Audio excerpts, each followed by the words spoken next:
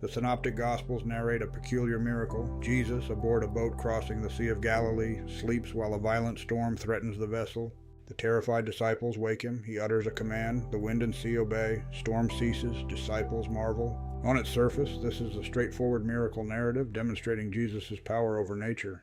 But beneath this surface lies a deeper theological argument, one that requires us to excavate the religious history embedded in the narrative's symbolic language. The key to unlocking this subtext is recognizing that the storm is not merely meteorological, but theological.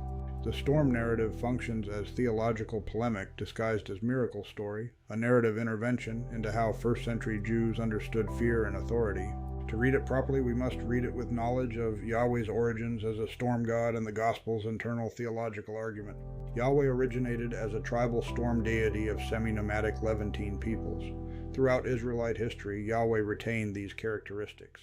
Psalm 29 describes Yahweh's voice in thunder, Psalm 93 presents him above primordial chaos, and Exodus describes his descent on Sinai amid lightning. In these texts, the storm is not a natural phenomenon, but a manifestation of divine presence and power. To encounter the storm is to encounter the god. The storm god was fundamentally ambivalent, life-giver and death dealer. This created a psychology where the god must be appeased and feared. The religious life was fundamentally structured around fear of divine wrath, fear of violating Torah, fear of punishment. This is the psychology the storm narrative addresses. When I present regeneration as the true gospel of Christ, the ideology of God the Father has to be understood from Jesus' worldview and his exact teachings. Jesus did not come to reinforce a misinterpretation. He taught a redirection of worship to a higher authority, the primordial parent of all life, the first father. In biblical cosmology, the boat represents the bounded, protected space of the community of faith itself. Now we arrive at the crucial detail. Jesus asleep in the stern, the seat of authority, suggesting comfort and trust despite surrounding danger. Jesus' sleep echoes primordial rest. It represents completion of cosmic order. The one who sleeps is the one who truly knows the order of things. The contrast is excruciating. Jesus sleeps while the disciples panic. This is pedagogical theater showing visually that there is an alternative to fear. The disciples manifest the human anxiety that comes from fear of the storm god's wrath, assuming they are abandoned to chaos. Jesus' awakening is the moment when the Messiah's hidden authority is revealed. The sleep was not passivity, but hiddenness.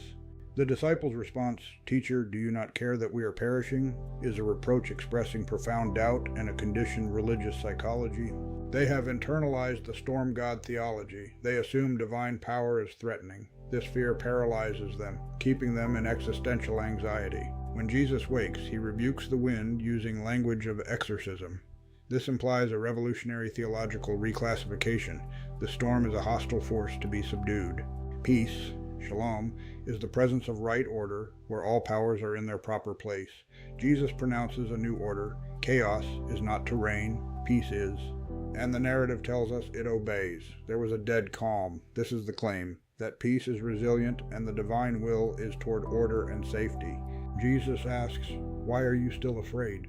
Faith is not blind credulity, but trust in the fundamental goodness and reliability of the divine order. The disciples ask, "Who then is this that even the wind and the sea obey him?" This question evokes Psalm 89, where only Yahweh stills the raging sea. The disciples have experienced a transformation. Divine power expressed as peace, dominion as protection, and divine will as requiring trust through love.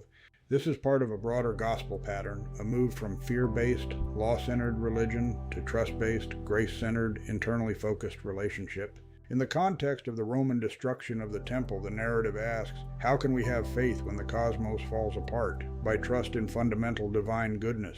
The subtext reveal, Yahweh, the storm god, is exposed, religious fear is replaced by trust, and a fundamental transformation of the human-divine relationship occurs. Get a copy of my book, Regeneration, on Amazon.com. May the Father bless and keep you until we meet again. Thank you for listening, and don't forget to subscribe.